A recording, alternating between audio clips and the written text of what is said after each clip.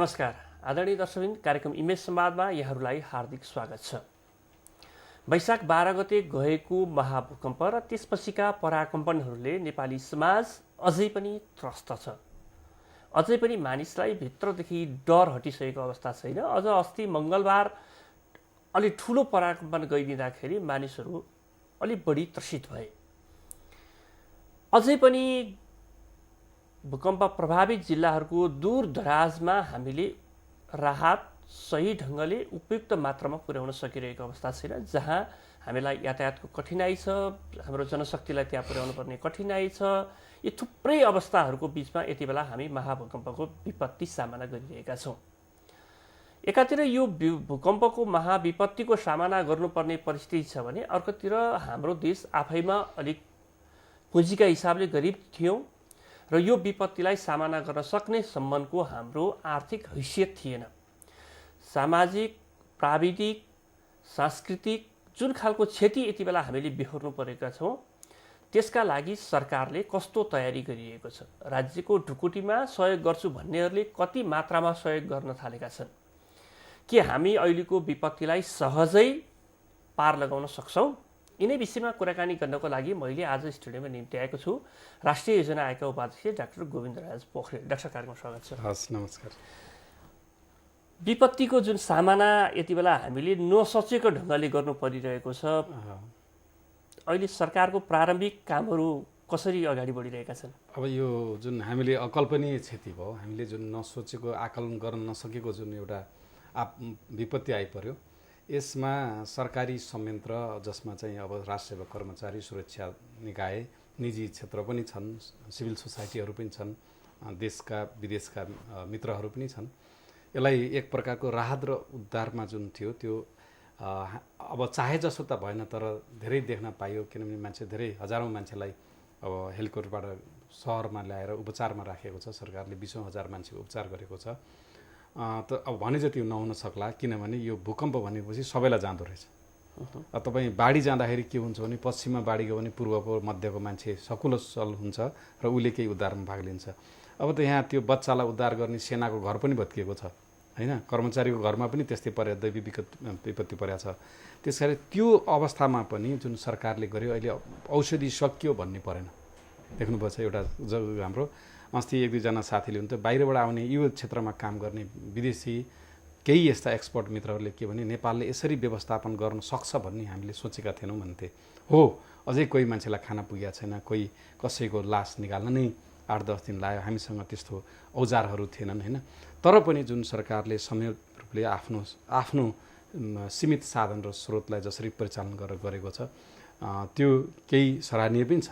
तथापि अब कोही मान्छेले आज पनि खाना पाएको छैन भनेर टिभीहरूमा आइरहेको छ। यसले के सिकाएको छ भने अब भविष्यमा हाम्रो यो तयारी अझ बढी हुनुपर्ने छ। हाम्रो संयन्त्रलाई अझ समन्वय गर्न सक्ने, अझ सशक्त बनाउनु पर्ने आवश्यकता देखिएको छ। र मैले भन्दैछु, यसमा अब हामी राहत र उद्धार पछिको पुनर्स्थापना र पुनर्निर्माण र नवनिर्माण जुन हामी भनेका छौँ, त्यसको लागि हामीले खाका तयार गरेका छौँ। विशेष गरी अहिले तत्कालीन के गर्ने, मनसुनभन्दा अगाडि हामी बर्खायाम सुरु हुनुभन्दा अगाडि के गर्ने भनेर एउटा खाका हिजो तयार गरेर हामीले नेपाल सरकारलाई बुझाएका छौँ। त्यसमा हामीले अहिले तुरुन्तै मान्छेहरूलाई यसको उद्देश्य नै जनजीवन सामान्यीकरणतर्फ जाने हो। जसरी बच्चाहरू स्कुल जाउन्, मान्छेहरू हस्पिटल जाउन्, गाविस भवनहरू काम गरोस्, मान्छेहरू भित्र छानामुनि बस्न पाउन्, खाद्यान्न नरुचोस्, बुढाबुढी केटाकेटीहरू पनि चिसोमा बस्न नपरोस् भन्ने हिसाबले अहिले अस्थायी आवासहरूको केही दुईटा नक्साहरू बनाएर हिजो हामीले बाहिरै ल्याएको जुन यो अहिले योजना आयोगले जुन खालको तयारी गरेको छ र एउटा खालको खाका सरकारलाई बुझाएको पनि छ। हजुर, त्यसमा चाहिँ अहिले यति बेला अब नेपालीहरूको चाहिँ अत्यन्तै भावनात्मक त्यो संवेदनशीलता भनौँ न, होइन? यस्तो देखिन्छ कि अहिले तपाईँले हेर्नुभयो भने कोही मान्छे त्यस्तो छैन जो अहिले चाहिँ यो भूकम्पको विपत्तिमा परेका मान्छेलाई गरेर सहयोग नगरौँ भन्ने भावना कसैको छैन। तपाईँ देशभरिबाट, देश बाहिर भएका नेपालीहरू पनि भन्छन् सरकारले कल गरोस्, हामी जुनसुकै ठाउँमा जुनसुकै कस्टमा पनि हामी सहयोग गर्न तयार छौँ र अहिलेको विपत्तिमा परेका मान्छेहरूलाई कम्तीमा पुनर्स्थापनाको तहतमा काम गर्नको लागि हामी स्वयंसेवी ढङ्गले अगाडि जान तयार छौँ र सरकारले त्यो एउटा संयन्त्रमा हामीलाई काहीँ न काहीँ फिट गरिदियोस् भन्ने थुप्रै आवाजहरू हाम्रो कार्यक्रमहरूमा पनि आइरहेको छ। यहाँले जुन योजना बनाउनु भएको छ त्यसमा त्यस्ता खालका मानिसहरूलाई पनि त्यो कुनै फिट गर्ने कुनै योजना बनाउनु भएको छ? अब उदाहरणको लागि म के भन्नु, जस्तै गाउँमा हामीले अहिले अल्पकालीन 6 महिनादेखि 2 वर्षसम्म बस्न सकिने खालको घर अहिले पराकम्पनहरू आउँदाखेरि पनि नभत्किने, असर नहुने र भविष्यमा त्यस्ता निर्माण सामग्री जुन यो अहिले अस्थायी घरमा प्रयोग गरेका छौँ त्यो स्थायी घर बनाउँदा पनि प्रयोग गर्न सकिने किसिमको नक्साहरू हामीले बनाएको छौँ। र हामीले के भनेको छ भने अब यसमा सरकारले जुन केन्द्रीय दैवी प्रकोप उद्धार समितिले पनि घोषणा गरिसकेको छ 2 बन्डल जस्ता पाता दिने भनेर। अब अहिले सरकारले चाहे त्यो पाल बाँडोस्, टेन्ट बाँडोस् अथवा जस्ता पाता उपलब्ध गराओस्, त्यसमा हामीले काँटी किला तारहरूको पनि प्रस्ताव गरेका छौँ। नक्सा नै बनाएर अब हामीले भोलि कम्तीमा पनि 1,000 14वटा जिल्लामा पठाउने भनेर हामीले आइतबार नै ल्याउनु भनेर भनिसकेका छौँ। त्योमा अब तपाईँहरू कोही संलग्न हुन चाहनुहुन्छ, मैले त पहिल्यै भनेको छु, कोही विदेशमा बस्ने, स्वदेशमा बस्ने निजी क्षेत्र विकासे संस्थाहरू व्यक्तिले कुनै गाउँमा म घर बनाइदिन्छु अथवा स्कुल बनाइदिन्छु एकदम स्वागत छ, त्यो स्वागत गर्नुपर्छ। तर के हुनु भएन भने डुप्लिकेसन हुनु भएन।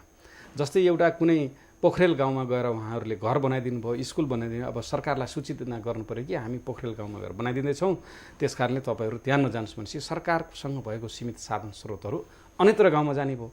त्यस कारणले सबभन्दा मैले त मान्छेहरूलाई यो आउनेहरूलाई अनुरोध के गर्छु भने अहिले हाम्रो 10,000 भन्दा बढी स्कुल भत्किएका छन्, लगभग 1000 जति यो स्वास्थ्य चौकीहरू भत्किएका छन्, त्यस्तै गाविस भवनहरू भत्किएका छन्। यदि उहाँहरूले विभिन्न जिल्लामा जस्तै एउटा कसैले रसुवा जिल्लाका स्वास्थ्य चौकीभरि हामी बनाइदिन्छौँ अथवा स्कुलभरि हामी बनाइदिन्छौँ, अब बन्ने स्कुल भूकम्प प्रतिरोध मापदण्ड हुन्छ भने त्यसलाई त सरकारले माला लाएर स्वागत गर्छ। यो बाहिर एक प्रकारको भ्रम के गरिएको छ भने यो एकद्वार प्रणाली भनेको सरकारकै सबै चिज पैसा सरकारकैमा हालेर जाने भनेको होइन। आज पनि देख्नुहुन्छ कुनै गाउँमा 6 महिना 1 वर्ष खाना पुग्ने खाना जम्मा भइसक्यो, कुनै गाउँमा पाएको छैन। किन यो डुप्लिकेसन भयो। सबैलाई सदरमुकामबाट नजिकको गाउँमा फोटो खिचाउन बाँडेर चाहिँ रहर छ सबैलाई। तर यो पनि राम्रो हो, मान्छेले स्वागत गर्नुपर्छ, सहयोग गर्छु, मेरो पैसा ल्याउँछु, हाम्रो पैसा राख्छु भन्दा। तर के गरौँ भने कम्तीमा पनि जिल्ला स्थित जुन प्रमुख जिल्ला अधिकारीको संयोजनमा भएको एउटा संयन्त्र छ, त्यसलाई खबर गरेर हामी त्यहाँ जान्छौँ, यो चिज दिन्छौँ, तपाईँहरू नजानुहोस् भनिदिएपछि त त्यो गाउँमा जाने खाना अथवा राहत सामग्री त अर्को गाउँले पाउने भयो नि। डाक्टर साहब भन्न खोजेको अहिले यसै विषयमा कुराकानी गर्दाखेरि केही साथीहरूले के भन्थे भने एउटा केन्द्रीय सूचना होइन तपाईँको इन्फर्मेसन सेन्टर हामीले बनाउन सक्छौँ। जस्तो यसबाट पाठ सिक्ने कुरा नि हामीले उद्धार र राहतको क्रममा जे जस्ता अप्ठ्याराहरू बिहोर्यौँ त्यो लिएर जानेले पनि अप्ठ्यारो बिहोरेको छ, सरकारले पनि अप्ठ्यारो बिहोरेको छ, स्वाभाविक कुरा हो।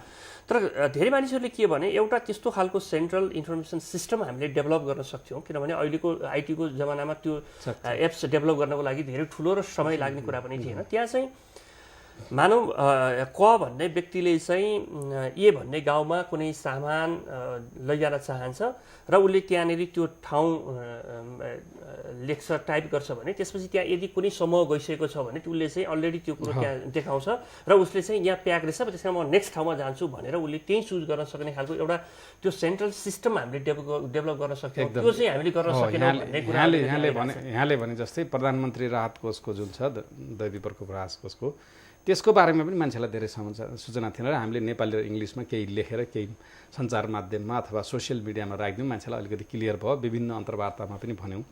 र यहाँले भने जस्तै सरकारको आफ्नो कम्युनिकेसन स्ट्राटेजी विक चाहिँ भएकै हो। अब जस्तै रेडियो नेपाल टेलिभिजनले विशेष गरी यसपटक चाहिँ ग्रामीणमा बस्ने जनताहरूलाई सूचना चाहिँ एकदम राम्रोसँग दिए।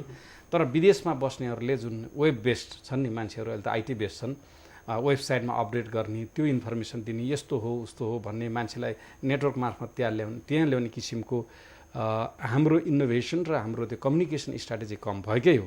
तथापि यस्तो प्रकोपमा पनि हाम्रो टेलिफोनहरू काम गरे होइन, हाम्रो हस्पिटलहरू काम गरे, विद्युत काम गरे, यो एकदम राम्रो चिज पनि हो। यहाँले भने जस्तै हामीले त्यो पक्षमा सरकारले आफूले गरेका काम र गर्नुपर्ने निर्देशन अथवा अरूलाई दिनुपर्ने सूचना दिनुपर्ने चाहिँ शैली अझ परिवर्तन गरेर अझ पारदर्शी भएर जनताले सबै चिजबाट, रेडियोबाट, टिभीबाट, इन्टरनेटबाट, सोसियल मिडियाबाट पाउनुपर्ने यो कम्युनिकेसन स्ट्राटेजी चाहिँ अझ सशक्त बनाउनु पर्ने आवश्यकता चाहिँ महसुस छ। डाक्टर साहब तपाईँ राज्यको एउटा अङ्गको प्रतिनिधित्व गर्नुहुन्छ, सरकारको एउटा अङ्गको प्रतिनिधित्व गर्नुहुन्छ, यति बेला राज्यको सरकारको आलोचना गर्ने स्वरहरू पनि थुप्रै छन्। म त्यो चाहन्न, किनभने राज्य भनेको यिनै संयन्त्र हुन्, होइन यो भूकम्प जानुभन्दा अगाडि हाम्रो राज्यको उपस्थिति कहाँसम्म थियो, हाम्रो पहुँच कहाँसम्म थियो, हामीले कति वर्षदेखि स्थानीय निकायको निर्वाचन गर्न सकेनौँ, त्यो अब अहिले अमुक केही मान्छेहरू जो सरकारमा बसेका छन् उनीहरूलाई धारे हात लगाएर यो सबै कुराको समाधान खोज्न सकिन्न। राज्य भनेको तिनै सेना हुन्, तिनै प्रहरी हुन्, तिनै निजामती कर्मचारी हुन्, होइन तिनै संस्थाहरू हुन्, तिनै संयन्त्रहरू हो, यी सबै कुराले राज्य समग्र रूपमा चल्ने। त्यसकारण यति बेला धारे हात लगाएर मात्रै हामीले परिणाम प्राप्त गर्न सक्छौँ भन्ने कुरामा बिल्कुल म चाहिँ कम्तीमा विश्वास गर्न सक्दिनँ र सबैले त्यो गरून् भन्ने पनि चाहन्छु। तर यहाँनिर हामीले घचघचाउनु पर्ने, सुधार्नु पर्ने पक्षहरू पक्कै थुप्रै छ। किनभने होइन राज्यलाई अझ स्फूर्त बनाउने हो, अझ चाहिँ किन जनताले त खोज्ने त राज्यबाटै हो नि। दुई चिज यसमा मैले यहाँले कुरा बुझेँ। दुई चिज, एक त प्रजातान्त्रिक संस्कारमा, प्रजातान्त्रिक परिपाटीमा जनताले गाली गर्ने, गुनासो गर्ने ठाउँ भनेकै सरकार हो। तपाईँले एनजिओमा गएर गुनासो गर्न सक्नुहुन्न, तपाईँले आइएनजिओमा गएर गुनासो गर्न सक्नुहुन्न, तपाईँले त्यो विकासदाताको अफिसमा गएर गुनासो गर्न सक्नुहुन्न, पत्रिकाको अफिसमा गएर गुनासो गर्न सक्नुहुन्न। गुनासो जनताले गर्ने भनेकै सरकार हो र सरकार त्यसैका लागि हो। फेरि जनताको राम्रो काम गरिदिने, नराम्रो काम भएमा गाली खाने भनेकै सरकार हो र यो हुनु पनि पर्छ। प्रजातन्त्रमा सरकारले गुनासो पनि सुन्नुपर्छ, सुझाव पनि सुन्नुपर्छ। तर के गर्नुपर्छ भने हामीले अलिकति सकारात्मक नै हुनुपर्छ। सरकारलाई बलियो बनाए मात्रै, जस्तै यो दैवी प्रकोप पर्यो, प्राकृतिक प्रकोप पर्यो, हस्पिटलहरू चले, सेनाहरू दौडे, मान्छेहरू उद्धार गर्न हेलिकप्टरहरूले अब 5000 भन्दा मान्छेलाई बढी बोकेर लिएर आयो। सेनाका मान्छे खटे, प्रहरीका मान्छे खटे, दिन रात खटे। त्यति खटिँदै पनि आफ्नो तलब कटाएर राहत कोषमा लगेर जम्मा गरे राष्ट्रसेवक कर्मचारी र सुरक्षा निकायका साथीहरूले। भनेपछि यो संयन्त्र बलियो भए मात्रै हामीले सेवा पाउने रहेछौँ। अहिले मान्छेको गुनासो के, दुध आउने ठाउँमा दुध आएन, खाना ठाउने खाना आएन, पाल ठाउँमा आएन, बत्ती बेलामा आएन भनेर त सरकार गुनासो गरे।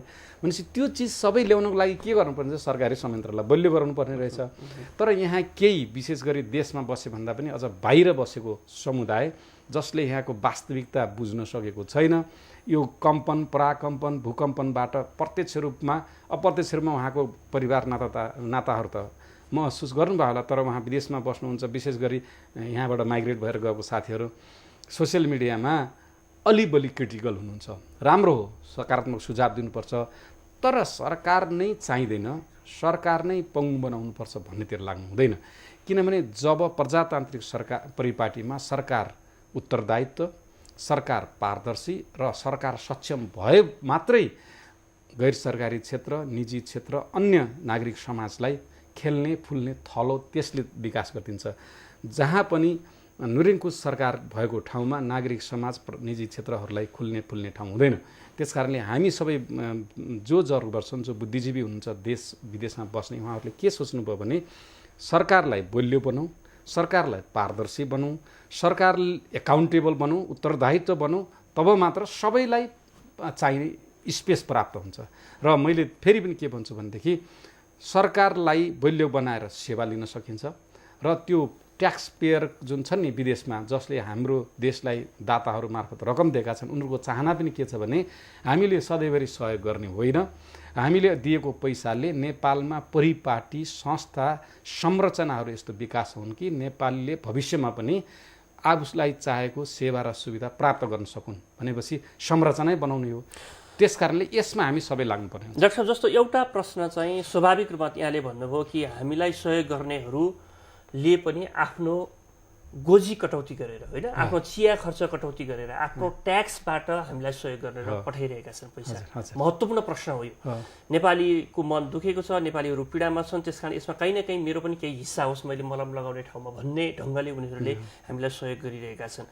तर प्रश्न चाहिँ के हो भने हामीतिर फर्केर हेर्दाखेरि हाम्रो काम गर्ने शैली, परिपाटी, संयन्त्र, हामीलाई मौका पाउँदाखेरि चाहिँ लामो हात गर्नुपर्ने हाम्रो स्वभाव, रातारात हामीलाई धनी हुनुपर्ने हाम्रो चाहिँ प्रवृत्ति, पैसा नकमाएदेखि समाजमा इज्जत नहुने हाम्रो सामाजिक शैली, यी जुन खालको एउटा पृष्ठभूमिबाट हाम्रो समाज अगाडि बढिरहेको छ, यसले एउटा प्रश्न हाम्रो अगाडि तिर्सिआएको छ के साँच्चीकै हामीले पठाएका त्यो पैसा, हाम्रो ट्याक्सबाट पठाएको त्यो पैसा नेपालको राज्य संयन्त्रले सही ढङ्गले, पारदर्शी ढङ्गले पीडित जनता समक्ष पुर्याउन सक्छ? यो अहिले सबैभन्दा ठुलो प्रश्न हामीतिर तेर्सिएको प्रश्न हो। यो राज्यको सरकारको प्रधानमन्त्री सुशील कोइरालाको, अर्थमन्त्री रामशरण महतको, गृहमन्त्री वामदेव गौतमको, योजना आयोगको उपाध्यक्ष गोविन्दराज पोखरेलको अगाडि मात्रै तेर्सिएको प्रश्न होइन। यो प्रश्न इमेज च्यानलको एउटा कार्यक्रम सञ्चालन गर्ने व्यक्तिका नाताले म प्रति पनि तेर्सिएको प्रश्न हो। यसलाई कसरी विश्वस्त बनाउन सक्नुहुन्छ डाक्टर साहब? यहाँले जुन एकदम राम्रो कुरा गर्नुभयो, प्रजातन्त्रमा हरेक मतदाता सरकारको अङ्ग हुन्छ। तपाईँको मतले, मेरो मतले त बनेको सरकार हो भनेपछि त हामी त सरकारको अङ्ग हौँ। त्यस कारणले हरेक मतदाताको पनि यो उत्तरदायित्व हो। त्यो जुन पात्रहरू छन्, प्रधानमन्त्री, उपप्रधानमन्त्री, गृहमन्त्री, अर्थमन्त्री, यिनी त छिडिकका पात्र हुन्। तिनी त हामी सबैले मत राखेर चुनेर पठाएका पात्र हुन्। भोलि अर्को पनि आउन सक्छ। त्यस कारणले प्रजातन्त्रमा हरेक मतदाता सरकारको अङ्ग हुन्छ र सबैको उत्तरदायित्व के हुन्छ भने त्यो संरचनालाई बलियो बनाउनु पर्ने हुन्छ। अब यहाँले आउनुभयो, क्षमताको कुरा उठाउनुभयो। अहिले यदि हामी क्षमतावान भएको भएदेखि हामीलाई अल्पविकसित मुलुकमा किन राखिन्थ्यो? हामी अल्पविकसित किन भयो भने हाम्रो क्षमता छैन। चाहे त्यो प्रधानमन्त्रीदेखि लिएर तल्लो कार्यालय सहयोगी अथवा निजी क्षेत्रदेखि लिएर हाम्रो सिभिल सोसाइटी होस्, र हाम्रो संरचना बलियो भएर हाम्रो क्षमता भएदेखि त हामी नर्वे र नेदरल्यान्ड जस्तो हुन्थ्यो। यो नभएकै कारणले यो हो। त्यसमा क्वेसन गर्न मिल्छ, तर सकारात्मक सोचौँ कि यदि उदाहरणको लागि तपाईँले कुनै एउटा ठाउँमा गएर रेस्टुरेन्टमा आलु फ्राई खानुभयो भने त्यो त बारीमा उत्पादन गरेको आलु तपाईँको टेबल आउनुसम्म त कतिजनाको संलग्नता छ? त्यहाँ किसानले उत्पादन गर्छ, त्यहाँ ड्राइभरले ट्रान्सपोर्ट गर्छ, कुलीले अपलोड गर्छ, त्यसलाई पखालिन्छ, काटिन्छ, अन्तिममा गएर फ्राई गरेर टेबलमा दिन्छ। यो सप्लाई चेनमा यदि कोही मान्छेले नराम्रो काम गरिदियो, उनीहरूले आलु धुने मान्छेले राम्ररी धोइदिन, माटै राखिदियो भने तपाईँको टेबलमा माटो भएको आलु आउँछ र फाइनल प्रोडक्ट त नराम्रो आउँछ। भनेपछि यो किसानले पनि मेहनत गरेर पैसा गरेर गर्यो, फ्राई गर्नेले पनि मसिना राम्रो गर्यो, ढुवानी गर्नेले पनि टाइममा पुरा, तर एकजनाले गल्ती गर्नाले होल सिस्टम स्पोइल भयो, बिग्रियो। त्यस्तै हो सरकारी संयन्त्र पनि। यहाँ एकजनाले मात्रै गर्ने होइन, यहाँ 90 जना राम्रो काम गर्ने होला, तर 1-2 जनाले नराम्रो काम गर्दाखेरि जसरी त्यो तपाईँको टेबलमा आएको फ्रेन्च फ्राई माटो भएर आयो, त्यही एकजनाले गर्दाखेरि त्यस्तो प्रोडक्ट आउने हो। त्यस कारणले हामीले के सोच्छौँ भने सरकारी संयन्त्र पनि मानवबाट बनेको चिज हो। बटन थिपेर रोबोटले जस्तो ठ्याक्क पर्फेक्ट काम गर्ने त होइन। त्यहाँ 90 जनाले राम्रो काम गर्दा गर्दा यदि 10 जनाले नराम्रो काम गरिदियो भनेदेखि त सबै घुलमिलिन्छ, र त्यस्तो हुनु हुँदैन। फेरि म पनि चाहन्छु, तर यसलाई सुधार्नुपर्छ। हामी अझ बढी उत्तरदायित्व हुनुपर्छ, अझ बढी पारदर्शी हुनुपर्छ। यहाँले भनेको कुरा ठिक हो। काठमाडौँमा मात्रै सुरुको दिनमा 10,000 पालहरू बाँडियो, 1-2 दिनपछि सबै घरमा सुत्न थाल्के, 2,000 मात्रै पाल बाहिर देखिए, 8,000 पाल कहाँ गयो त? काठमाडौँमा बस्ने त केही हुने खाने वर्ग थियो होला नि, धेरै जसो मान्छेहरू आफ्नो ग्यारेजमा लगेर राख्नुभयो पालहरू, कसैले पछि टोललाई भोजमा काम लाग्छ भनेर राख्नुभयो। यो हाम्रो चरित्रमा पनि परिवर्तन गर्नुपर्ने हुन्छ। यहाँले भन्छ जुन दुःख पाएका हाम्रा नेपाली दाजुभाइ हुन् होइन, जसलाई आवश्यकता छ त्यसमा दिनुपर्छ भन्ने भावना हुनुपर्छ। र त्यो पनि धेरै छ। मान्छेले चामल उठाएका छन्, तलब काटेर दिएका छन् अफिसबाट, सर्लाहीका मान्छेले रसुवामा सामान पठाएका छन्, महेन्द्रनगरका मान्छे आएर दोलखामा चाहिँ सामान दिएका छन्, कोही उद्धार गर्न जाँदा जाँदै बाटोमा दुर्घटना परेर बित्नु भएको छ। धेरै मान्छेमा, धेरै बहुमत मान्छेमा सहयोग गर्नुपर्छ, हामी पारदर्शी हुनुपर्छ भन्ने छ। तर मैले अघि जुन भने सप्लाई चेनमा 1-2 जनाले, त्यस्ता व्यक्तिहरू पनि छन् र तिनीहरूलाई पनि हामीले सुधार्नुपर्छ, चेतना फैलाउनुपर्छ, ताकि भविष्यमा सबै राम्रो हुन्। र अन्त्यमा यहाँ यही प्रश्नको अन्त्यमा मैले के भन्छु भने सरकार पारदर्शी हुनुपर्छ, सरकार क्षमतावान हुनुपर्छ, सरकार जवाबदेही हुनुपर्छ, तर त्यो बनाउने उत्तरदायित्व पनि हामी सबै मतदाताको, हामी नेपालीको, हामीले गजगजाउनुपर्छ। डाक्टर साहब, सरकारी संयन्त्रमा सबै खराब मान्छेले भरिएका छन् भन्ने सोच हामीले पाल्यौँ भने हामीले के प्राप्त गर्दैनौँ। त्यो कुरामा पनि कम्तीमा हामी जस्ता सञ्चार माध्यममा काम गर्ने मान्छेहरू प्रश्न हुनुपर्छ। हजुर। तर केही मान्छेहरू, म यो अवस्थामा नाम लिन चाहन्न, केही मान्छेहरू जो अहिले सरकारको नेतृत्व गरेर बसिरहेका, विभिन्न मन्त्रालयको नेतृत्व गरेर बसिरहेका मान्छेहरू, पात्रहरू छन्, जसलाई पटक पटक विभिन्न ढङ्गका प्रश्नहरू यही समाजले उठाएको छ। ती मान्छेहरूको अनुहार देखेपछि चाहिँ त्यो चाहे तपाईँ विदेशमा बस्ने मान्छेहरूले नेपालीले पठाएको सहयोगको कुरा गरौँ, या विदेशीले पठाएको सहयोगको कुरा गरौँ, या यही भित्रबाट आफ्नो घाँस काटेर यो विपदमा सहयोग गरौँ भनेर लागेका मान्छेहरू, उनीहरूलाई चाहिँ काहीँ न काहीँ एउटा खालको दुविधा, काहीँ न काहीँ एउटा खालको शङ्का उब्जाएको परिस्थिति हो। तर यही संयन्त्रभित्र फेरि केही यस्ता पात्रहरू छन् जसको अनुहार हेर्ने बित्तिकै लाखौँ लाख मान्छेहरू यो काममा स्वयंसेवी भावनाले जुटाउन भन्दाखेरि ओइ नेता रहेछन् नि, हामीसँग उदाहरण छन् होइन।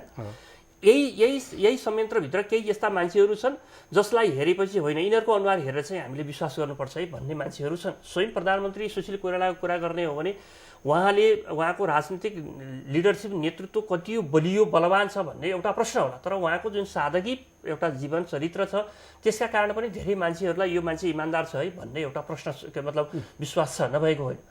तर उहाँले जुन टिम सँगै हाँक्नु परेको छ, यो के अरे कोलिसन गभर्मेन्ट हो, विभिन्न खालका चरित्र भएका आचरण भएका मान्छेहरू हुन्छन् भन्दा यहाँनिर खोजेको समाजले चाहिँ यति बेला के हो जस्तो मलाई लाग्छ भने कम्तीमा जोसुकै पृष्ठभूमिको होस्, तिमीले इमान्दार भएर काम गरिदेऊ होइन, तिमीले अरू बेला के गर्यो बिर्सिदेऊ, यति बेला हामी पनि बिर्सिदिन्छौँ, तर कम्तीमा यो विपदको बेलामा इमान्दार भएर यो पीडितसम्म चाहिँ तपाईँको राहत पर्यो, उद्धार गरौँ, त्यसपछि पुनर्निर्माणको कुरा गरौँ र पाइको हिसाब खोजौँ।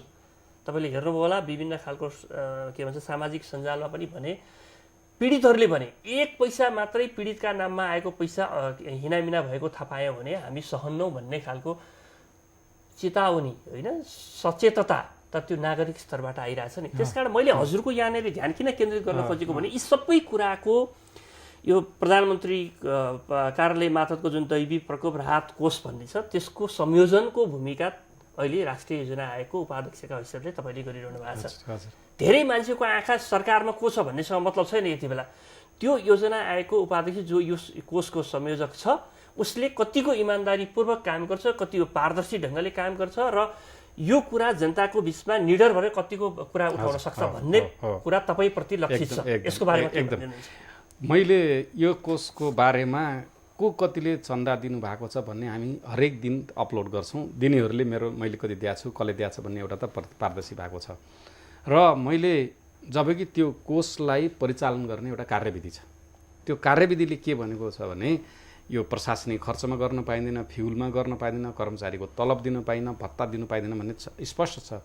त्यति हुँदाहुँदै पनि मैले मान्य गृहमन्त्रीज्यूलाई, किनभने यो पैसा गृह मन्त्रालय मार्फत जान्छ राहत र उद्धारको, फेरि एउटा अनुरोध गरेर एउटा के चिठी पठायो भने उहाँहरूको संयन्त्रमा कृपया यो पैसा प्रशासनिक खर्च, यातायातको व्यवस्था, गाडी भाडा अनि तपाईँहरूको लगेर भत्तामा खर्च गर्न हुन्न, सो बमोजिमको जानकारी तल्लो निकायमा पनि गरिदिनु र मैले आफै चिठी लेखेँ उहाँलाई, ताकि यो जुन बाहिर उठेका प्रश्नहरू अझ त्यहाँ पनि त्यो संयन्त्रमा पनि पुगोस् भनेर भएको नियमलाई पनि फेरि यो छ है भनेर सम्झाएर उहाँ मार्फत गृह मन्त्रालयको सम्पूर्ण निकायलाई खबर गरिदिनु मैले अनुरोध गरेर चिठी नै लेखेको छु, मसँग कपी पनि छ।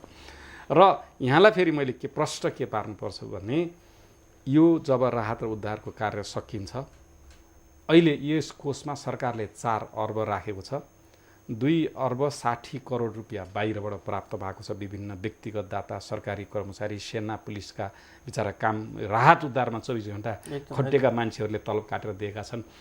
त्यो सबै कोष कहाँ खर्च भयो भने म त्यति बेलासम्म यो पदमा रहिरहेँ भनेदेखि अथवा नरहे पनि मेरो आफ्नो इन्फ्लुएन्सको गरेर भए पनि खर्च भएको विस्तृतमा हामीले विवरण फेरि हामीले वेबसाइटमा राख्छौँ, पारदर्शी गराउँछौँ। यो चाहिँ मैले सोसियल मिडियाबाट सबैबाट यो मैले पहिल्यै भनिसकेका छु र कहाँ कति खर्च भयो भन्ने कुरा यो सम्पूर्ण दाताहरूले, पैसा दिनेहरूले पनि नदिनेहरूले पनि थाहा पाउनुहुन्छ। र अर्को कुरा, यो पैसा खर्च गर्दा केही नराम्रा अनुहार भए र नराम्रा प्रवृत्तिमा प्रख्यात भएका मान्छेहरू भए भन्ने प्रश्न आउँछ, किनभने यो प्रजातन्त्र हो। मान्छेहरू एउटा प्रजातान्त्रिक परिपाटीबाट मन्त्री, प्रधानमन्त्री, उपप्रधानमन्त्रीहरू हुनुभएको छ। त्यसलाई यदि नराम्रो काम गरेपछि प्रजातान्त्रिक परिपाटीमा त्यस्ता व्यक्तिहरूलाई भविष्यमा हामीले फेर्ने माध्यम छँदैछ। त्यसबाहेक यदि यहाँ एउटा अख्तियार पनि छ, अख्तियार दुरुपयोग अनुसन्धान आयोग पनि छ, अदालत पनि छ, पुलिस पनि छ, जनता पनि छन्, प्रेस पनि छ।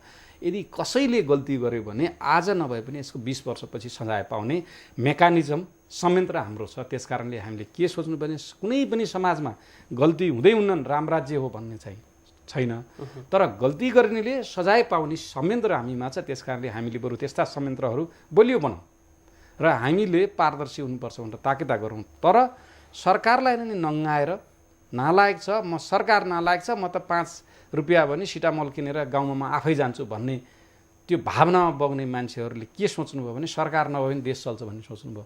संसारमा सरकार नभइकन देश कुनै पनि चल्दैन। अब यहीँनिर डाक्टर साहब जस्तो के पनि कुरा आयो भने वैदेशिक जातिक निकायहरू जसले हामीलाई सहयोग निरन्तर लामो समयदेखि सहयोग गरिरहेका छन्, उनीहरूको सहयोगप्रति हामी अहिले कुनै अविश्वास नगरौँ। तर उनीहरूले के भने भन्ने कुरा आयो पहिलो चरणमा, सायद अहिले करेक्सन हुँदै पनि गयो कि यहाँले बताइदिनु होला कि राज्यको संयन्त्र तिमीहरूको खर्च गर्ने प्रणालीदेखि, तिमीहरूको खर्च गर्ने क्षमतादेखि, तिमीहरूको कर्मचारी तन्त्रदेखि सबै कुरा कमजोर छ। तिमीहरूले यो विपदको अहिले सामना गर्न सक्दैनौ र त्यो अनुसारको खर्च पनि गर्न सक्दैनौ। उद्धारदेखि राहत वितरणदेखि पुनर्निर्माणसम्मको क्षमता तिमीहरूमाथि हाम्रो प्रश्न चिन्ह लगाउने ठाउँमा तिमीहरू उभिएका छौ। त्यसकारण तिमीहरूलाई होइन, हाम्रो आफ्नै संस्था निकायहरू, हाम्रै संयन्त्रहरू त्यो ठाउँ ठाउँमा पुग्छन् र चाहिँ पुनर्निर्माणसम्मको काम गर्छन् भन्ने खालको सुझावहरू पनि आए भन्ने कुरा आयो। होइन, त्यस्तो होइन। केही द्विपक्षीय दात्रु राष्ट्रहरूले, निकायले होइन, वर्ल्ड ब्याङ्क एडिबीले होइन, केही अब तपाईँलाई बढीमा 1-2 अरब दिने राज्यहरूले केही रकम चाहिँ हामी सिभिल सोसाइटी एनजिओबाट खर्च गर्छौँ, किनभने यसरी गयो भने चाँडै जान्छ, पारदर्शी हुन्छ भन्ने कुरा उठाएको मिडियामा मैले पनि सुनेको, मसँग आएर कसैले भनेको छैन। सबैले हिजो मान्य अर्थमन्त्रीजीले दात्रु निकायहरूको मिटिङ राख्नु, सबैले सरकारलाई बलियो भन्नुपर्छ, सरकारलाई प्रयोग गर्न जानुपर्छ भन्नुभयो उहाँ। तर त्यो जुन मिडियामा कुरा सुनिएको, तर दुईवटा चिज छ।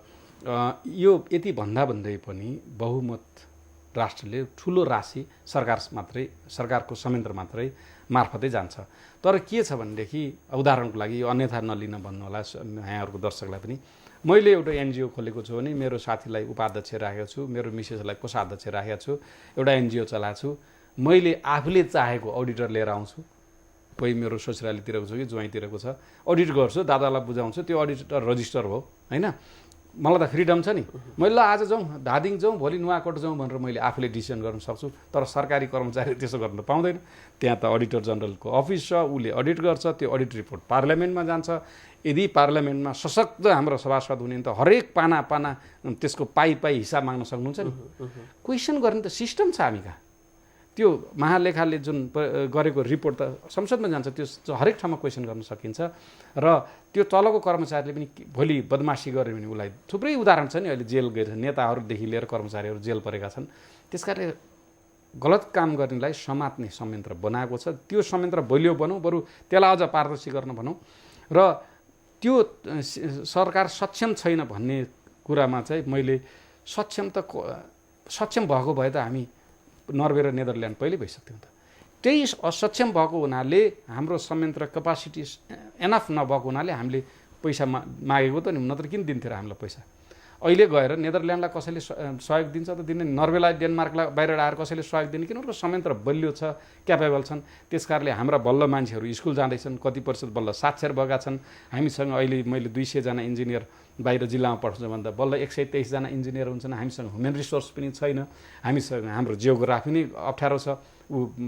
प्रहरीहरू बिचराहरू 100 जना प्रहरीहरू पहिरो जाएर पुरिँदाखेरि हाम्रो हेलिकप्टरबाट उद्धार गर्न सक्ने हाम्रो क्षमता छैन भन्नाले क्षमता कम छ भने त सबैलाई थाहा छ। तर यसको क्षमता विकास कसरी गर्न सकिन्छ भने म उदाहरण दिन्छु। तपाईँले गाडी सिक्दाखेरि तपाईँलाई गाडी सिकाउने प्रशिक्षक त साइडमा हुनुहुन्छ नि त, उहाँ नभइकन त सिक्न सक्नुहुन्न।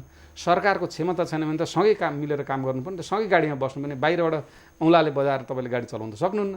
त्यस कारणले दात्रु निकायहरूलाई पनि हामीले पटक भन्ने गरेको छ भने ड्राइभिङको उदाहरण दिनुहोस्। एकजनालाई यदि राम्रोसँग ड्राइभर बनाउनु भने त छेउमा बसेर सिकाउँदै ड्राइभिङ गर्नुपर्ने हुन्छ। डाक्टर साहब, अब अहिलेसम्म चाहिँ सरकारले यो भूकम्पबाट कतिको क्षति, मानवीय क्षतिको त एउटा तथ्याङ्क आएको छ, डाटा छ होइन।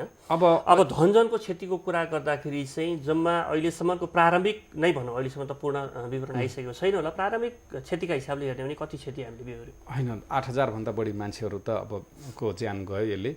अब धनको कति क्षति भयो भन्ने कुरा यो अझै पनि आकलन गर्नुपर्ने हुन्छ। तर अहिलेको हेर्दाखेरि 5 खर्ब यताउताको, किनभने अन्तर्राष्ट्रिय एउटा थम रुल के रहेछ भने यो खालको महाविपत्ति जाँदाखेरि हाम्रो कुल ग्रास उत्पादनको 25% चाहिँ लस हुन्छ भन्ने एउटा रहेछ। हाम्रो अहिले 20 खर्ब कुल ग्रास उत्पादन अनुमान टेन्टेटिभ त्यति हो, त्यसको 25% 5 खर्ब भयो। र यताबाट हामीले घर सम्पत्ति स्कुलहरूदेखि लिएर पूर्वाधारहरू सबैको र पौराणिक पूर्वाधारको त हिसाबै गर्न गाह्रो छ, गर्दाखेरि पनि त्यही 5 खरब प्लस हुन सक्ने अनुमान गरिएको छ। तर म यो कुरा जेठको मसान्तमा हामी काम गर्दैछौँ।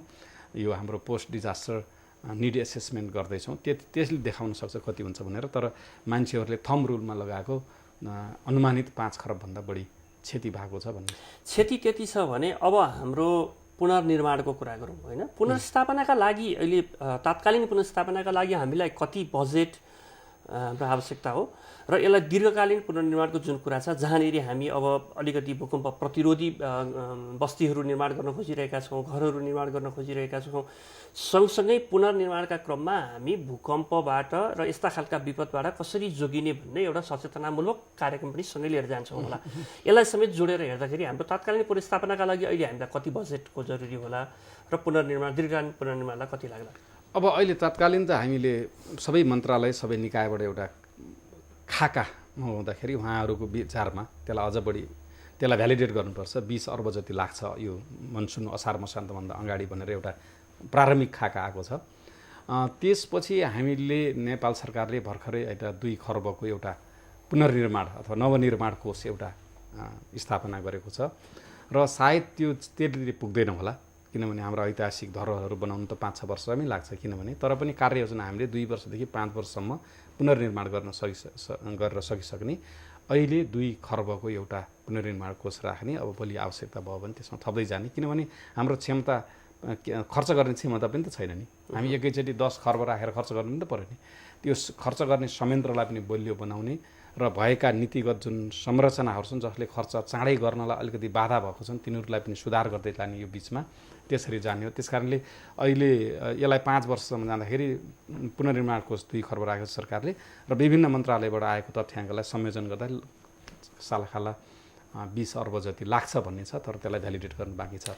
र यहाँलाई अर्को कुरा मैले के भन्छु भने यो चान्स टु चेन्ज भन्छ, एकदम पीडाबाट प्राप्त गरेको मौका, परिवर्तनको मौका।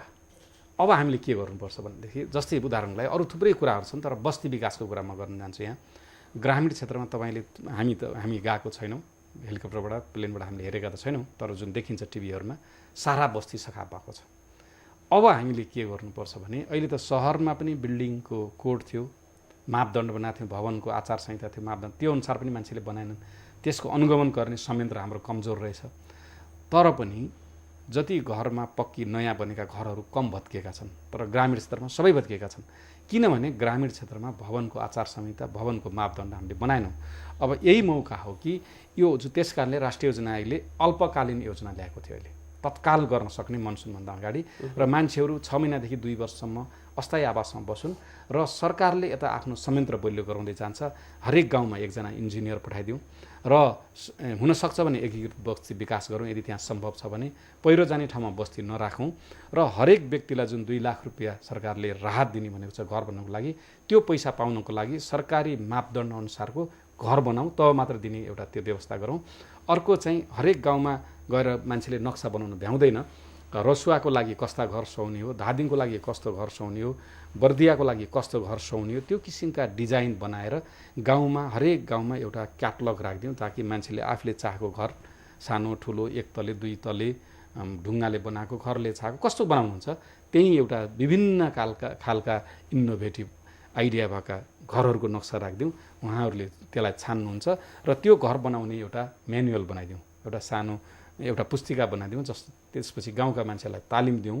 हामी सबै काम चाहिँ यो मङ्सिर पुससम्म सिद्धायौँ भने मान्छेहरूले आफ्नो पर्मनेन्ट घर बनाउन थाल्नुहुन्छ र हरेक गाउँका घर कम्तीमा पनि सानो भुइँचालोबाट क्षति नहुने र भविष्यमा हामी बाँचेका र भविष्यमा जन्मिने जुन सन्ततिहरू छन् यस्तो प्राकृतिक प्रकोप पर्दा धेरै जीवजनको चाहिँ नोक्सान नहुने किसिमले अब बस्ती विकास गर्नुपर्छ। त्यसैमा राष्ट्रिय योजना अगाडि बढ्छ। एउटा प्रश्न डाक्टर साहब, जस्तो एकातिर हामी यो खालको बस्तीलाई अब हाम्रो चाहिँ त्यो टापुमा छरिएर बसेका बस्तीहरूलाई कसरी एकीकृत गर्ने, कसरी हाम्रा प्रशासनिक सेवाहरूलाई एक ठाउँमा लैजान सक्ने, सहज कसरी बनाउने भन्ने एउटा बहस हामी सुरु गर्दैछौँ।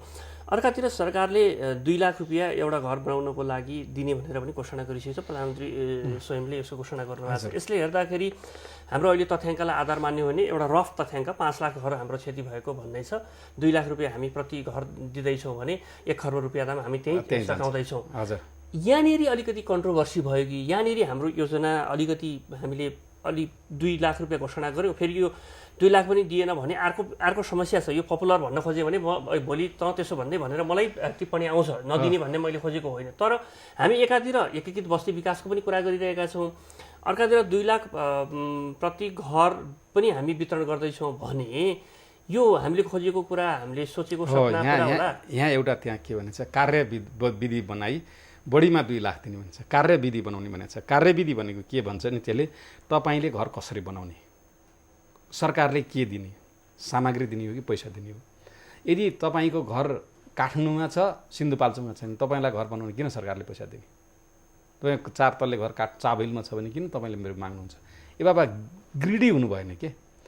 यो भनेको तल्लो वर्ग, गरिब, जसको एउटा मात्रै घर थियो, भत्किएको छ, निसहाय भएको छ, बनाउन सक्ने अवस्था छैन, त्यस्तालाई दिने भनेको हो नि त। त्यस कारणले मापदण्ड बनाउँदाखेरि हामीले के गर्नुपर्छ भने जसको कहीँ ठाउँमा अधिराज्य हाम्रो नेपाल र मुलुकभरि कतै बस्ने ठाउँ छैन त्यस्तोलाई दिने हो। काठमाडौँमा 2टा घर गर्छन् अनि तपाईँको गाउँमा एउटा पुरानो घर भत्कियो भनेर 2 लाख दिने होइन। हजुर, जो आवश्यक जस्तै दलितहरू गरिब छन्, पिछडा वर्गहरू छन्, अल्पसङ्ख्यक बिचरा गाउँमा बसेका छन्, जुनसुकै वर्गको जातको भए पनि गरिब छ, उनीहरूलाई हो यो राहतको कार्यक्रम। र त्यो मापदण्ड बनाउँदाखेरि उहाँहरूले पनि मापदण्ड बनाएर बनाउनुपर्छ। भोलि पनि उहाँको छोरा नातिहरू यस्तो खालको विपद पर्दा केही नहोस्, धनजनको क्षति। अब यहाँनिर चाहिँ मैले सरकारी काम गर्ने शैली र हाम्रो क्षमतामाथि मैले प्रश्न उठाउनु पर्ने एउटा प्रश्न के हो भने डाक्टर साहब, जस्तो आज बाहिरबाट आएका राम्रा पालहरू, टेन्टहरू साँच्चीकै पीडित कहाँ पुगिन, ती टेन्ट पालहरू लुकाइए, हराइए भन्ने रिपोर्टिङहरू आइरहेका छन्।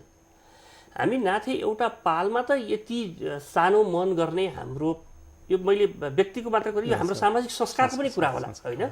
त्यो संस्कार र परिपाटीबाट हामी हुर्किएका छौँ। अब यो पैसा वितरण गर्ने, घर बनाउने कुरा भनेको त राजनीतिक रूपले हेर्नुहुन्छ भने यो ठुलो अर्थ राख्छ। यसले भोट बैंकको कुरा गर्छ, जहाँनेरि अब हाम्रो राजनीति भोट बैंकबाट परिचालित छ। जसले यो बेलामा पपुलर कुरा गर्छ, जसले अलिकति 10वटा भने पनि त्रिपाल चाहिँ नि पुर्याउन सक्छ, 2 प्याकेट भने चाउचाउ बढी दिन सक्छ, उसप्रति चाहिँ नि अनुग्रहित हुने हाम्रो समाज छ। त यो हिसाबले हेर्दाखेरि यहाँनेरि चाहिँ के हाम्रो त्यो संयन्त्र हामीले त्यस्तो चुस्त, दुरुस्त, पारदर्शी बनाउन सक्छौँ जसलाई हरेक क्षेत्रले, त्यो नागरिक समाजले हुन सक्ला, भोलि दात्री निकायले हुन सक्ला, भोलि ट्याक्स पेयरले हुन सक्ला, भोलि जो तलब काटिएर जसले पैसा दिइरहेको छ उसले भन्न सक्ला मेरो पैसा कहाँनिर तिमीले लगायौ र यो पैसाको पारदर्शिता के हो भनेर प्रश्न उठाउला। त्यो बेला प्रश्नको जवाब दिन सक्ने जवाबदेही समेत हामी निर्माण गर्न सकौँला। हो, यो 2टा कुरा। जस्तै यो प्रधानमन्त्री दैवी उद्धार कोष भनेको यो राहत र उद्धारको लागि, पुनर्निर्माणको लागि होइन। पुनर्निर्माणको लागि सरकारले छुट्टै कोष बनाउँछ। अब त्यसको व्यवस्थापन कसरी गर्ला, मन्त्रालयको संयन्त्र मार्फत जान्छ कि अथवा कुनै एउटा छुट्टै संयन्त्र बनाउँछ, त्यो छुट्टै कुरा हो। र यहाँले भने जस्तै हामीले मापदण्ड बनाउनुपर्छ। अहिले मैले उदाहरणको लागि यदि 5 लाख घरलाई 2 लाखको दरले दिने हो भनेदेखि 1 खरब त गयो।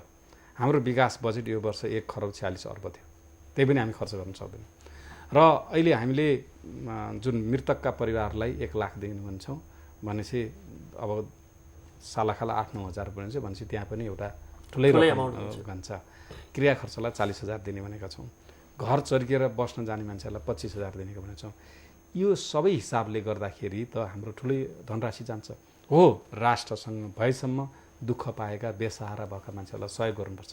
अहिले खानाको पनि व्यवस्था गर्नुपर्छ। तर हामी नेपाली समाजले के सोच्नु पर्यो भने म काठमाडौँमा बस्छु, मेरो काठमाडौँमा घर छ, सहरमा घर छ, मेरो गाउँमा एउटा मेरो पुस्तकले घर भत्कियो भनेर 2 लाख रुपियाँ माग्ने चाहिँ त्यस्तो गर्नु हुँदैन। र त्यसमा स्ट्रिक्टली सरकार के हुनुपर्छ भने त्यो 2 लाख रुपियाँ लिने व्यक्तिले के घोषणा गर्नुहुन्छ, म र मेरो सगलको परिवारमा मुलुकमा कतै घर छ भनेपछि त्यो घर यदि स्वतः सरकारको हुन्छ भनेर घोषणा गरेर 2 लाख रुपियाँ लिने व्यवस्था गर्नुपर्छ। ताकि यसको लागि एउटा हाम्रो एकदमै नमिठो के भन्छ उदाहरण छ डाक्टर साहब। हजुर, विगतको द्वन्द्वको समयमा यस्तै केही घटनाहरू भए, त्यो प्रिय थिएन, अप्रिय थियो। तर ती मानिसहरूको हैसियतलाई तपाईँ तुलना गर्नुहुन्छ भने उनीहरूलाई त्यो घरको एउटा घर ध्वस्त हुँदाखेरि त्यहाँबाट राज्यको कोषबाट पैसा लिइरहनु पर्ने मानिस थिएनन्। जो मानिसहरू यो देशको मन्त्री भएका थिए, यो देशको सांसद भएका थिए, यो देशको प्रशासनिक संयन्त्रको महत्त्वपूर्ण ठाउँमा पुगेका थिए, ती मान्छेहरूले लाज नमानिकन पैसा लिए। त्यति मात्रै गरेनन्, जोसँग आफू बिरामी हुँदाखेरि पर्दाखेरि उपचार गर्न सक्ने क्षमता छ तिनले आजका दिन पनि राज्यबाट दोहन गरिरहेका छन्। यहाँनेरि प्रश्न उठ्छ के हामी त्यो हाम्रो एउटा कालो अतीतलाई एउटा दृष्टान्त मानेर हामी साँच्चीकै हामीले पुनर्निर्माण गर्न खोजेको हाम्रो दिमाग र मानसिकतालाई पनि पुनर्निर्माण गर्ने ढङ्गले अगाडि लैजान सक्छ होला? प्रश्न यसो छ, यहाँलाई म आफू जुन पदमा छु र मेरो पदीय दायित्वले भ्याएसम्म यो जुन कार्यविधि बनाउँछौँ र त्यसमा हामीले यो कुरा स्पष्ट राख्नुपर्ने हुन्छ र राख्छौँ पनि। जो मान्छे मैले भने नि बालुवाटारमा अथवा महाराजगञ्जमा सानेपामा राम्रो घर छ, एउटा चाहिँ पुरानो गाउँमा घर भत्केपछि 2 लाख यदि दाबी गर्न आउँछ भने त्यस्तो मान्छेलाई दिनु हुँदैन। त्यो कार्यविधि बनाऊ, कडा बनाऊ र साँच्चै पीडितले साँच्चै रोएर बसेका टिभीमा हेर्नुहोस्, मान्छेले आज 15 घरको मान्छे पनि मर्यो, 15 दिनसम्म पालमुनि बसेको छ, क्रिया पनि त्यहीँ गरेको छ, श्रीमान बितेको छ, बच्चाहरूलाई कसरी पढाउने, त्यस्ता मान्छेहरूलाई सहयोग गर्ने हो। र यो सबैले हामीले सञ्चार माध्यमले, पत्रकार जगतले, सबैले, नागरिक समाजले पनि के झकझगाउनु पर्छ भने राहत नचाहिने व्यक्तिले राहत नल्याओस्। यहाँ त धेरै, तर के हुन्छ भने हामी कार्य गर्दाखेरि समाजलाई चित्रण गर्दाखेरि 1-2टा अपवादलाई लिएर चित्रण गऱ्यो भने समाज फेरि नकारात्मकतिर जान्छ। हामी सबैले सकारात्मक सोच राख्यौँ भनेदेखि अरू त्यस्तो नराम्रो काम गर्ने मान्छेहरूलाई पनि सकारात्मक सोच गरेर राख्नुपर्ने हुन्छ। तपाईँले देख्नुहुन्छ नि, धार्मिक जुलुस आउँछ, मान्छेहरूले कलश लिएर हिँडेका हुन्छन्, त्यो गाउँको सबैजना जाने मान्छे त्यो धर्म नमान्नेपछि त्यसमा जान्छ, किनभने सहभागी भइदिन्छ ऊ। त्यसकारणले हामी सबै नेपालीले सकारात्मक सोच राखेर देशमा विदेशमा जहाँ बस्छौँ नेपाल बनाउनुपर्छ। यो पीडाबाट प्राप्त गरेको अवसर हो र दुःख भएका मान्छेहरूलाई म त के खुसी छ भने 2 लाखको एउटा मामलामा हो, आर्थिक बोझ त सरकारलाई पर्छ। अब हाम्रा गाउँका तल्लो तहका जनताहरू, गरिबहरू, दलितहरू, पिछडिएका मान्छेहरू जसको सानो झुपडी थियो, अब कम्तीमा पनि राम्रो घर पाउने भए, गाउँ अब सुन्दर हुने भए, पीडाबाट प्राप्त पीडा भयो, थुप्रै धनजनको क्षति भयो, तर गाउँ बस्तीहरू घरहरू अब सुन्दर हुने भए, त्यतातिर हामी लाग्नुपर्छ। धन्यवाद डाक्टर साहब, समय दिनुभयो। म यहाँलाई हार्दिक धन्यवाद दिन चाहन्छु र फेरि पनि यो कार्यक्रम मार्फत आग्रह पनि गर्न चाहन्छु कि यति बेला हामीले आलोचनाहरू गरौँ, टिप्पणीहरू गरौँ, त्रुटिहरू औँल्याउँ, तर सरकार बलियो भएन भने तपाईँ हामी बलियो हुन सक्दैनौँ। सरकारमा सरकारको नेतृत्व कसले गरेको छ, कुन पार्टीले गरेको छ, यो अमुक प्रश्न हो। यी मानिसहरू, पार्टीहरू, व्यक्तिहरू, पात्रहरू परिवर्तन भइरहन्छन्, तर राज्य जुन बेलासम्म बलियो हुन्न त्यति बेलासम्म अरूहरूको हाम्रो हस्तक्षेप भइरहन्छ। हामीले बिहोरिरहनुपर्छ। जोसुकैले जेसुकै दिन चाहोस् त्यो राज्यको संयन्त्रबाट जानुपर्छ। तर फेरि पनि मैले भने हामी प्रश्न उठाइरहन्छौँ, डाक्टर साहब जस्ता मान्छेहरूलाई यहाँ लिएर आइरहन्छौँ, हामी भनिरहन्छौँ तपाईँ जनताले आफ्नो ट्याक्सबाट तिरेको पैसाको पारदर्शिता कहाँनिर हो, हामी खोजिरहन्छौँ। अहिले योजना आयोगको उपाध्यक्षलाई लिएर आएको छु मैले, भोलि म अर्थमन्त्रीले लिएर आउँला, प्रधानमन्त्रीले लिएर आउँला, गृहमन्त्रीले लिएर आउँला। सोध्ने ठाउँ त्यही हो, तर बलियो बनाउने संयन्त्र सरकार नै हो। सरकारलाई बलियो बनाउने र अहिलेको विपत्तिबाट बाहिर कसरी उम्कने, कसरी हामी यो विपत्तिलाई अघि डाक्टर साहबले भने जस्तै हामीले अवसरमा बदल्ने, त्यतातिर पनि हामी ध्यान केन्द्रित गरौँ। हाम्रो निर्धारित समय सकिएको छ। हामी सबैजना बिदा चाहन्छौँ। नमस्कार।